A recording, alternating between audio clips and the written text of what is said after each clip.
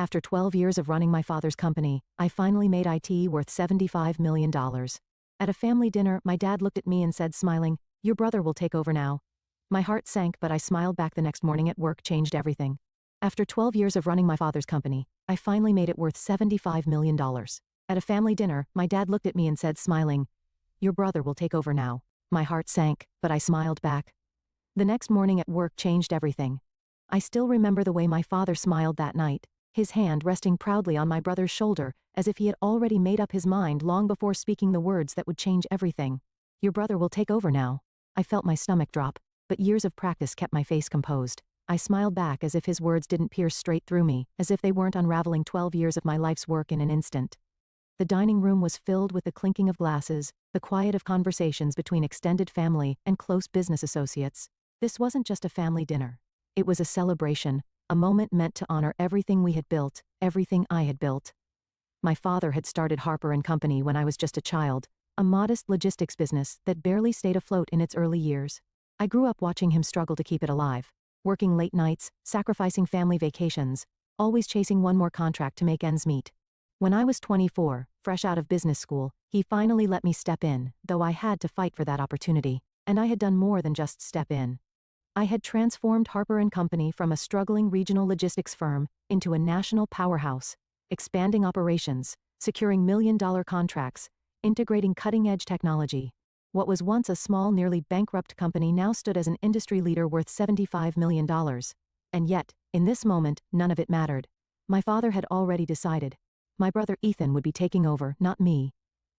A slow ripple of approval spread around the table, murmurs of congratulations directed at Ethan. I watched as he lowered his gaze, feigning modesty, though I knew better. Ethan had never been truly invested in the business.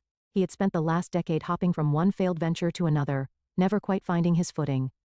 He wasn't interested in logistics, he wasn't interested in operations, but he was interested in power. I had spent 12 years proving myself, building Harper & Company from the ground up, making every hard decision, every late-night strategy call, every contract negotiation. Ethan had done none of it, and yet, here we were. Still, I swallowed my emotions. I had learned long ago that in this family, showing pain was weakness. I reached for my wine glass, steadying my hand before lifting it. "Smile, Lisa, smile." To Ethan, I said, my voice smooth, controlled. The guests raised their glasses, oblivious to the storm brewing behind my eyes. My mother cast me a glance from across the table, an unreadable expression, but I knew she understood. Unlike my father, she had always seen the effort I put in, but she wouldn't interfere. She never did. Then there was my father, grinning with that same unwavering confidence, completely unaware that his choice had set something in motion. Ethan met my gaze from across the table, a smirk barely hidden at the corner of his lips. That was the moment I knew. This wasn't just my father's decision.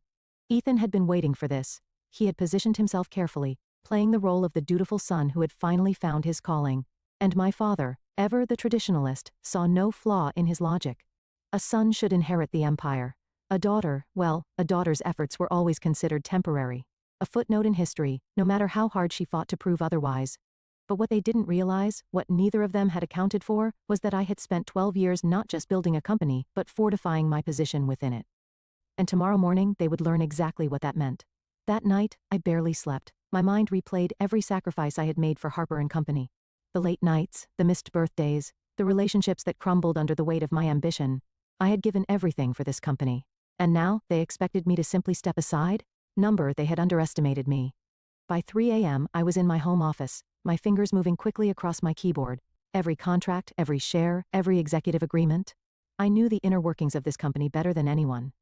Ethan thought he was walking into an easy transition, that by next week, his name would be on the office door, his position secured. What he didn't know was that while my father had been busy with public appearances, and my brother had been busy pretending to learn the business, I had been securing something far more valuable, control. At exactly 8:45 a.m., I stepped into Harper & Company headquarters, just like I had for the past 12 years. The same walls, the same polished floors, the same of efficiency as employees settled into their routines. But today was different. Today, I wasn't walking into my office. I was walking into a battlefield. The reception area was unusually quiet, the kind of quiet that precedes a storm. They knew. The whispers had already started. The news of my father's announcement at dinner had spread like wildfire. Employees glanced at me with hesitant expressions, avoiding direct eye contact, unsure of where their loyalty should lie. I didn't acknowledge them. I walked with confidence, my heels clicking against the marble floors, my posture unwavering. Never let them see you shaken. I entered my office, shutting the door behind me. I had precisely 15 minutes before my father and Ethan arrived, thinking they would step into their new positions as CEO and heir apparent. 15 minutes before everything they had planned crumbled in front of them, I sat at my desk, inhaling deeply, then powered on my computer. The screen illuminated with a list of confidential documents and contracts, ones they had never thought to look at, ones they had assumed didn't matter. I pulled up my ownership records. My hands hovered over the keyboard for a second before I clicked on the file labeled Executive Shareholders Agreement, and then I waited. At precisely 9 a.m., there was a sharp knock at my door. I didn't bother responding. The door swung open, and in walked my father and Ethan, both exuding confidence. His inborn, Ethan's carefully manufactured. My father strode in like a king surveying his kingdom, while Ethan, dressed in an expensive navy suit, gave me a smug, triumphant grin. It took everything in me not to laugh. "Lisa," my father said in his usual authoritative voice, as if he were doing me a favor by acknowledging me. "I assume you're aware of the transition happening today?" Transition. Interesting choice of words. "I'm aware," I said smoothly, leaning back in my chair. I glanced at Ethan, whose smirk only widened. "Good," my father continued, nodding as if we were all in agreement. "Ethan will be stepping in as the new CEO. We'll need you to help with the handover. Get him familiar with the operations before you officially move on." I arched an eyebrow. "Move on?" I echoed, feigning confusion. "Dad, I think you're mistaken about something." His face twitched in irritation. He was used to my compliance, my ability to quietly fall in line. He wasn't prepared for this. "Lisa," he said, voice tight as if speaking to a child. "This isn't up for debate. We've already made the decision." I smiled then, a slow, knowing smile. "Oh, I know, Dad," I said softly. "The thing is, you don't have the authority to make that decision." Ethan let out a low scoff, shaking his head. "Lisa, don't make this difficult. We're trying to do this the easy way." I didn't respond. Instead, I reached for the remote control and pressed a button. The large screen on my office wall lit up with a document, the same one I had been reviewing earlier. Executive Shareholders Agreement signed, August 17, 2015. Signatories: Lisa Harper, James Harper, father, Ethan Harper. My father's face paled slightly. I turned to Ethan. "Do you even know what this document is?" He crossed his arms, shifting in discomfort. "A shareholders agreement?" he guessed. I nodded. "Yes." "And do you know what it says?" I tapped the screen, highlighting a crucial clause. This document was drafted when Harper & Company was restructuring. It clearly states that any transfer of executive power, such as appointing a new CEO, requires the approval of all majority shareholders. I met my father's eyes, and I, Dad, hold 60% of the company's shares. The silence that followed was suffocating. My father's expression hardened. "That's impossible," Ethan muttered, stepping forward to examine the document. "Actually, it's very possible," I said smoothly. "You see, over the years, while you were busy failing at every startup you touched, and Dad was busy playing the role of business patriarch, I was doing something else." I leaned forward. I was securing my place. I turned back to my father. "Remember when you needed capital for expansion in 2020? You signed over an additional 15% of your shares to me in exchange for my investment. And in 2020, when we had that legal battle, another 10% was transferred under my name as collateral, which you never bothered reclaiming. That, plus my original 35%, makes me the majority shareholder." My father's jaw clenched, but Ethan was panicking. "You have to be bluffing," he spat. I pulled out a second document. "This is the most recent legal filing with the state. Want to verify?" Ethan snatched the paper and scanned it, his face draining of color with each passing second. You can't do this," he stammered. "Dad, tell her she can't do this." My father remained silent because he knew.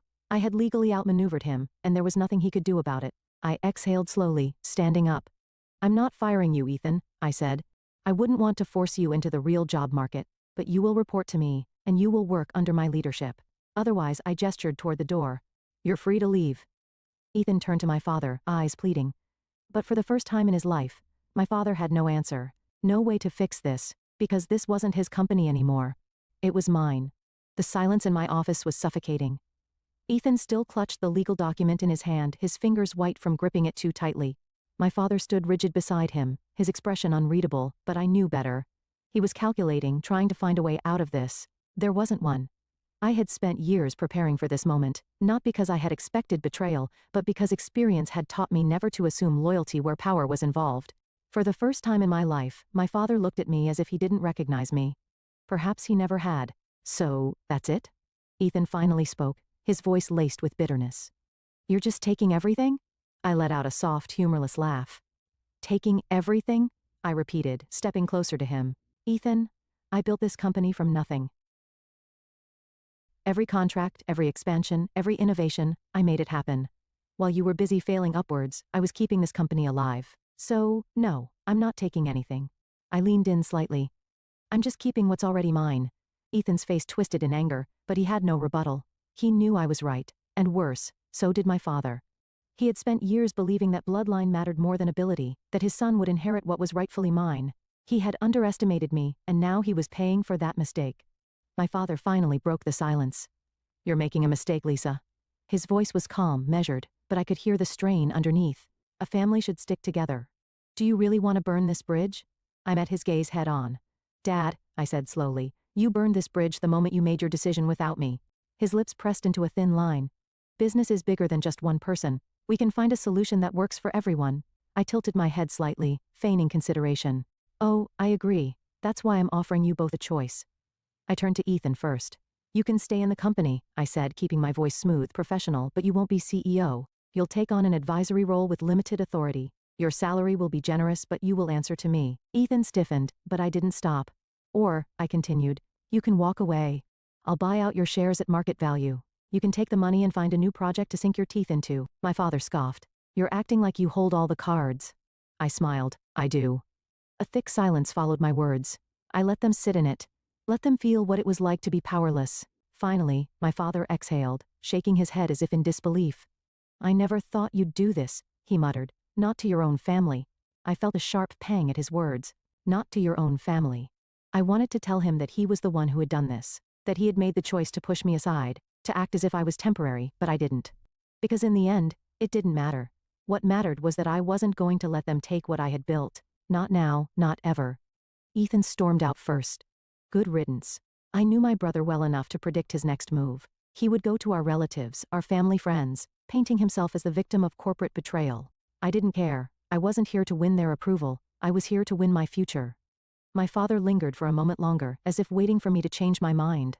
When I didn't, he gave a slow nod. You've changed, he said quietly. I met his gaze. No, Dad, I just finally stopped pretending. Then he left. I exhaled, sitting back down in my chair. I should have felt victorious. I had fought for my place and won. But as I stared at the empty doorway, I felt something else too. A quiet, lingering ache. A part of me had always wanted my father's approval. Some small, desperate part of me had thought that if I worked hard enough, if I proved myself over and over again, he would finally see me. But the truth was, he had never really looked. And now he had no choice but to see me for what I really was. Not his daughter, not his temporary stand-in, the true leader of Harper & Company. I turned back to my computer, my focus shifting. I had spent 12 years building this company. Now I would spend the next 12 making it untouchable. My father and brother had tried to take everything from me, but in the end, they were the ones who lost everything. For the first time in 12 years, my office felt empty. No phone calls from my father, no passive-aggressive emails from Ethan, just silence. But silence didn't mean peace. It meant the battle had begun. I knew my father wouldn't walk away quietly. And Ethan? He would fight tooth and nail to reclaim what he thought was his birthright. I wasn't naive enough to think this was over. It had just begun. By the next morning, I could already feel the undercurrent of unease within the company. Employees who had greeted me with confidence last week now seemed hesitant, as if afraid to pick a side. A few department heads avoided eye contact. I knew what was happening. My father and Ethan were working the Whisper Network. Old family friends, board members, senior executives. They were sowing doubt, painting me as cold, ruthless, disloyal. Ethan, especially, had taken on the role of the wounded son, betrayed by his own sister. I could imagine him now sitting in some high-end restaurant, fake sorrow in his voice as he told our investors how I had stolen the company out from under him. And my father? He wouldn't need to say much at all, just a heavy sigh, a shaking head, the carefully placed words, I only ever wanted the best for my children. It was calculated and dangerous because if they managed to turn my board members and top executives against me, they could push me out of my own company, or at least make my leadership impossible. I wasn't about to let that happen. That afternoon, I called an emergency executive meeting. As I stepped into the boardroom, I felt the tension in the air. Half of the room avoided my gaze. The other half watched me too closely, waiting for me to slip. I took my seat at the head of the table, my seat. Let's not waste time, I said, my voice even. I know there have been conversations behind closed doors, over drinks, in hushed voices. I let my eyes scan the room, pausing on each person for just long enough to make them shift uncomfortably. I also know that some of you are wondering if my leadership is sustainable. A few people tensed. No one spoke. I tapped my fingers against the polished wood table. Let's clear that up now. I pulled up a presentation on the screen behind me. Numbers, data, facts. I built this company from a struggling regional business to a $75 million industry leader. Over the last 5 years under my leadership, we've seen a 300% increase in revenue and expanded into 6 new markets. I turned to the CFO. Paul, do we have a single financial indicator suggesting this company is in trouble under my leadership? Paul hesitated, then shook his head. Number. In fact, projections show another 20% growth in the next quarter. I nodded. So, let's be honest about what's happening here. I leaned forward. My father and brother aren't upset because the company is struggling. They aren't upset because I'm failing as a leader. They're upset because they expected me to step aside and let Ethan take over regardless of qualifications, regardless of results. The room was silent, then I dropped the real bomb. I also know that some of you have been contacted in the last 24 hours, offered incentives to push for my resignation. I tilted my head slightly. If anyone here would like to disclose those conversations now, this is your chance. A few people shifted uncomfortably. Then after a long pause, one of the senior executives cleared his throat. I received a call, he admitted, from your father. He said he was considering making an official appeal to the board. I nodded, unsurprised. And did he offer anything in return for your support? A pause, then a slow nod. There it is, I exhaled, standing up. My father built this company, I said. I won't discredit that, but I took it further than he ever could have, and I will not allow him to manipulate it from the outside. I let my voice drop slightly. Controlled, dangerous. If he wants a fight, he'll get one. I gathered my papers, looking at each executive in the eye. If anyone here believes my father and brother deserve control, now is the time to make your move. Silence. No one moved. Good. I turned and walked out, my head held high. This wasn't just about keeping my company. This was about making sure they never thought they could take it from me again. That night, I made my own call, not to a board member, not to an investor, but to the media. By morning, the business section of every major news outlet had the same headline: Power Shift at Harper & Company. Lisa Harper outmaneuvers family in boardroom battle. I had made my move, now it was their turn, and I was waiting. The morning after my story hit the press, my inbox exploded. Emails, missed calls, messages from journalists, investors, and board members. Some were supportive, some were cautious. But most of them had one question in common. Is it true? I let them wait. I knew the game my father was playing. He had spent decades perfecting the art of public perception. He knew that reputation held weight in business. If he couldn't defeat me in the boardroom, he would undermine me in the public eye. And that was exactly what he was trying to do. By noon, the first counterattack arrived. A press release neatly crafted, carefully worded, but filled with lies. Harper & Company has always been a family-run business. We are saddened by recent developments, but remain committed to upholding the values that built this company. Changes in leadership are inevitable, and we hope to transition smoothly as we move forward. It was subtle, but I knew what it was really saying. Lisa is reckless. Lisa is unstable. Lisa is not a team player. I wasn't surprised. I was, however, pissed. I sat in my office watching the news as industry analysts debated my leadership. Was Lisa Harper too aggressive in her takeover? Will her lack of cooperation hurt the company in the long run? Can she recover from this PR disaster? They talked as if I wasn't watching, as if I wasn't already planning my next move. Because if my father and Ethan wanted a public war, I was going to give them one. I didn't release a statement. I didn't call a press conference. Instead, I made one phone call to an old friend in investigative journalism. I have something for you, I said, but you'll need to move fast. An hour later, I sent over documents, emails, financial reports, internal records, evidence that Harper & Company, under my father's leadership, had engaged in questionable business practices over the years, ones I had spent the last decade quietly cleaning up. The story broke within 24 hours. Behind the scenes at Harper & Company, a legacy of hidden debts and financial cover-ups. The article was brutal.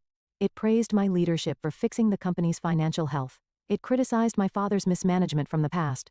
And most importantly, it proved that I was the only reason Harper & Company had survived. And just like that, the narrative changed. The board stopped doubting me. The investors stopped hesitating. And my father, he had nowhere to hide. 2 days later, my father finally called me. I let the phone ring 3 times before answering. Lisa, he said, his voice tight. We need to talk. I leaned back in my chair. Do we? Silence. Then, finally, a sigh. You didn't have to do that. I let out a small laugh. Neither did you. This company was supposed to be a legacy, he said, for the family, for both of you. I felt a familiar pang. A tiny foolish part of me had once wanted that too, but not anymore. Dad, I said quietly, if you wanted me to protect the legacy, you should have trusted me with it. Instead, you tried to take it from me. Another long silence. Then he asked almost reluctantly, "What happens now?" I exhaled slowly. Now I made sure they could never touch my company again. The war was over. My father had lost, Ethan had disappeared. And I had won. But as I sat in my office, staring out over the city skyline, I felt no satisfaction, no triumph, just emptiness. I had spent 12 years fighting for Harper & Company, building it, protecting it, making it stronger than ever before. And yet, the cost of that victory weighed heavier than I had expected. Because while I had secured my position, I had lost something else along the way, my family. The next day, I walked into the office as if nothing had changed, but everyone knew the truth. The whispers had stopped. The doubt had faded. I was no longer just Lisa Harper, the CEO. I was Lisa Harper, the woman who had outmaneuvered her father and brother and come out on top. Some respected me for it, some feared me for it, and some still waited for me to fall. I let them wait. At noon, my father and I met in the conference room for what would be our final discussion. He looked tired, older, as if the weight of what had happened had finally settled on his shoulders. I waited for him to speak first. When he finally did, his voice was quieter than I had ever heard it. "I'm retiring," he said simply, effective immediately. I didn't react. I had expected this. "I'll sell my remaining shares," he continued. "I'll keep a small percentage as an investor. But I won't be involved anymore." I studied him carefully. "And Ethan?" His jaw tightened. "He's gone," my father admitted. "Took the buyout. He won't be back." A part of me had known it would end this way. Ethan had never been strong enough to fight his own battles.